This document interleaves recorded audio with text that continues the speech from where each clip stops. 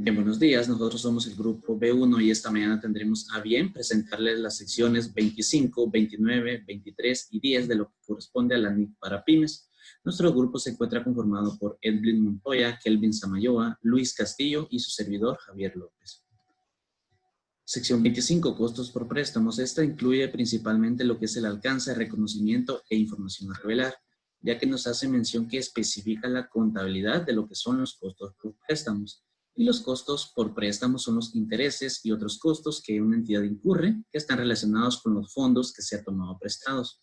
Dichos costos por préstamos incluyen gastos por intereses calculados utilizando el método de interés efectivo, cargas financieras por rendimientos financieros y diferencias de cambio de préstamos en moneda extranjera cuando se consideren ajustes.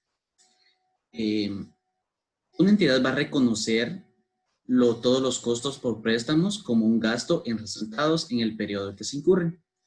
Información a revelar. Se requiere que se revelen los costos financieros, los que hace mención en el literal B, cargas financieras por rendimientos financieros. Asimismo, que se revele el gasto total por intereses, lo que hace mención en el literal A, gastos por intereses utilizando el método de interés efectivo. De los pasivos financieros que no están a valor razonable en resultados. Esta sección no requiere ninguna otra información a revelar. Sección 29, impuesto a las ganancias. Esta sección trata de la contabilidad del impuesto a las ganancias. ¿Y qué es el impuesto a las ganancias? Estas incluyen todo impuesto nacional o extranjero que esté basado en ganancias fiscales. También incluye retenciones de impuestos que una subsidiaria, asociada o negocio en conjunto tienen que pagar por repartos de ganancia en que la entidad informa. Se reconocen consecuencias fiscales actuales y futuras y estas comprenden el impuesto corriente y diferido. Hay una excepción en la sección, ya que no trata sobre métodos de contabilización de subvenciones del gobierno, ya que esta se trata principalmente en la sección 24. Pero esta sección se ocupa de la contabilización de diferencias temporarias que puedan derivarse de tales subvenciones.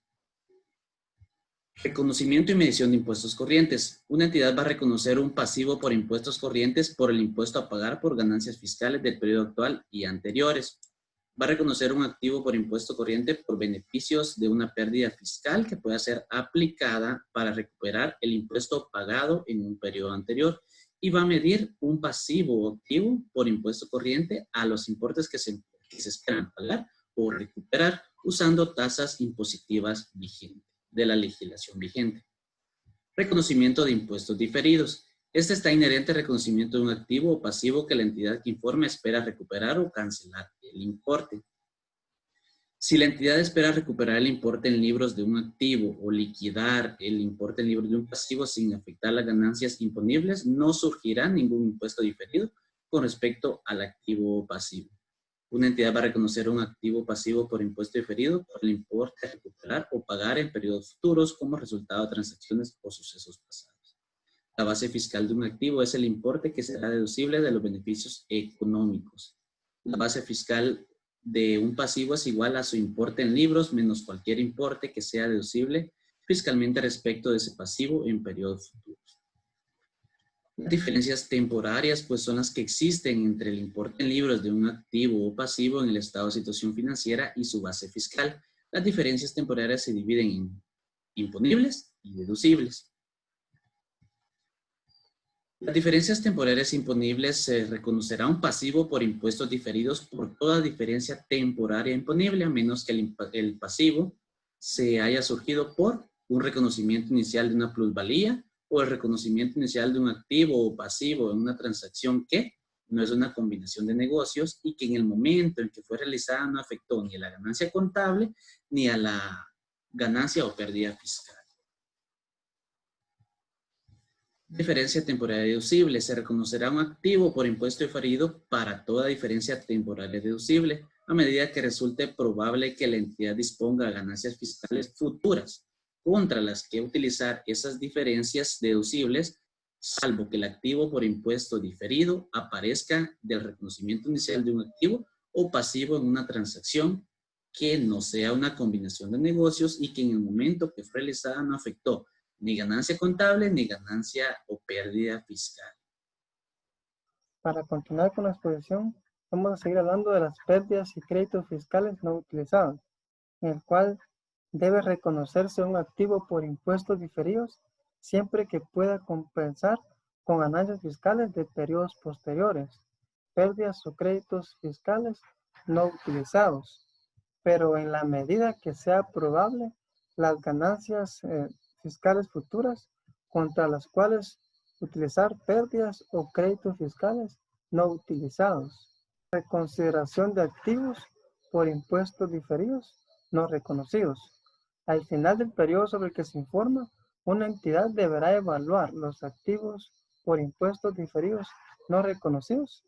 En ese momento, la entidad deberá proceder a registrar los activos de esta naturaleza anteriormente no reconocidos, siempre que sea probable que las futuras ganancias fiscales permitan la recuperación de un activo por impuesto diferido. Inversiones en subsidiarias, sucursales y asociadas y participaciones en negocios conjuntos. Aparecen diferencias temporarias cuando el importe en libros de las inversiones en subsidiarias, sucursales y asociadas y participaciones en negocios conjuntos pase a ser diferente de su base fiscal, ya sea en las inversiones o en las participaciones. Estas diferencias pueden surgir por las siguientes circunstancias: cuando no se hayan pagado los dividendos, cuando existan diferencias en el tipo de cambio, o bien cuando haya una reducción en el importe en libros de las inversiones en subsidiarias, sucursales y asociadas hasta su importe recuperable. Medición del impuesto diferido.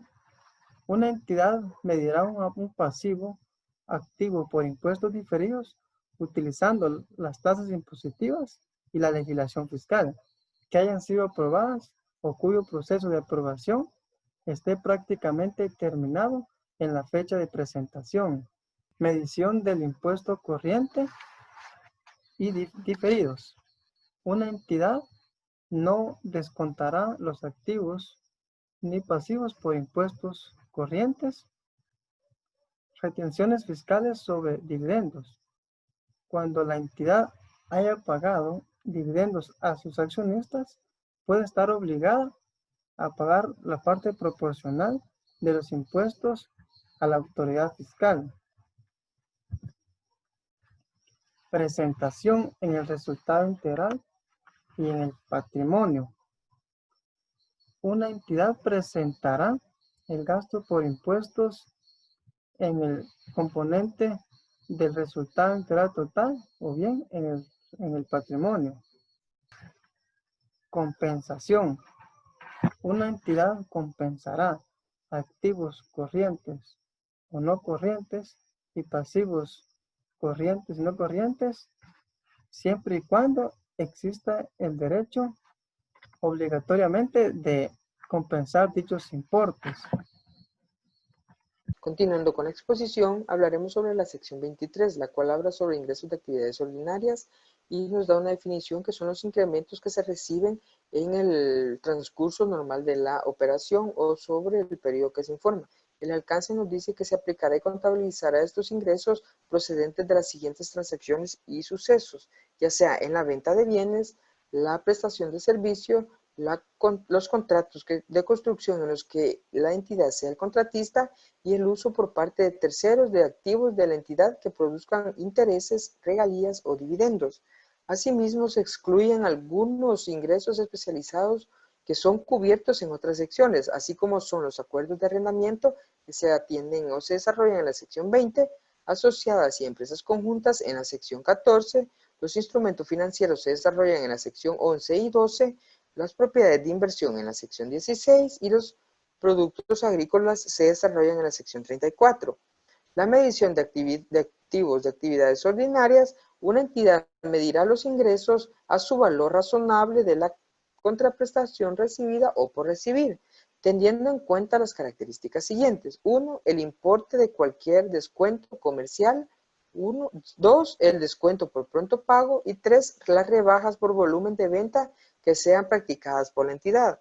Asimismo, se identificará la transacción de ingresos de actividades ordinarias normalmente por separado, ya sea en las ventas de bienes y en la venta de servicios. En la venta de bienes se reconocerá cuando satisfaga las siguientes características. 1. Haya transferido al comprador los riesgos inherentes la propiedad de los bienes. 2. El importe de los ingresos de actividades ordinarias puedan medirse con fiabilidad. Y 3. Los costos incurridos o por incurrir en relación con la transacción pueda ser medido de forma fiable. Asimismo, en la prestación de servicio se medirá también cuando se cumpla con las condiciones siguientes: que el importe de los ingresos de actividades ordinarias pueda medirse con fiabilidad, que el grado de determinación de la transacción al final del periodo sobre que se informa pueda también medirse con fiabilidad, y que es probable que la entidad obtenga los beneficios económicos derivados de la transacción.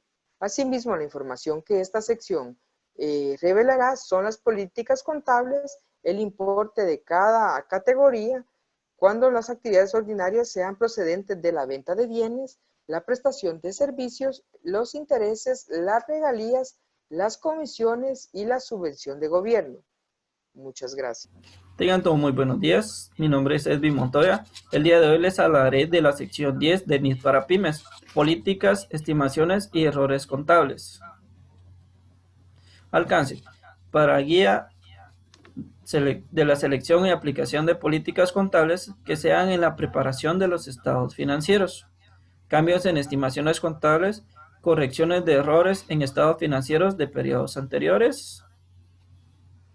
Selección y aplicación de políticas contables. Son políticas contables los principios, bases, convenciones, reglas y procedimientos específicos adoptados por una entidad al preparar y presentar los estados financieros. Desarrollar una política contable. La entidad no necesita seguir un requerimiento de la NIF si el efecto de hacerlo no fuera material. Es relevante para la necesidad de toma de decisiones económicas de los usuarios. Fiable en el sentido de que los estados financieros representan fielmente la situación financiera, rendimiento financiero, flujos de efectivo, considerada la aplicación de la sección 2, pudiendo considerar las NIF completas, conceptos y principios generalmente aceptados. Uniformidad en políticas contables. Una entidad seleccionará y aplicará sus políticas contables de manera uniforme para transacciones, sucesos y condiciones que sean similares. Aplicación retroactiva. Los efectos en cada periodo específico de un cambio en una política contable sobre la información comparativa para uno o más periodos anteriores, la entidad aplicará la nueva política contable a los periodos anteriores cuando sea impracticable. Importe en libros, activo y pasivo. Información a revelar sobre un cambio. Efecto en periodo corriente anterior o futuro. Esto puede suceder de dos maneras, de que la NIF lo exija o voluntariamente. Cuando la NIF lo exige, por su naturaleza sería un cambio en la política contable. Importación en ajustes por cada partida afectada de los estados financieros, ajustes anteriores a los presentados en la medida que sea impracticable. Cuando es voluntario por su naturaleza, cambio en las políticas contables, razones de información fiable y más relevantes, importe de cada partida de estados financieros afectado. Cambio en las estimaciones contables, ajuste de importe en libros de un activo pasivo, importe de consumo periódico de un activo. Información a revelar.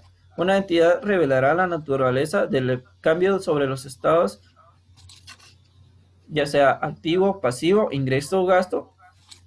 La entidad revelará también las estimaciones de periodos futuros. Correcciones de errores de periodos anteriores, como en este caso sería por omisiones, inexactitudes, errores aritméticos, fraudes. Información a revelar. La naturaleza del error. Importancia de corrección por cada partida. Importe de corrección al principio de cada periodo. Explicación no necesaria en estados financieros de periodos anteriores.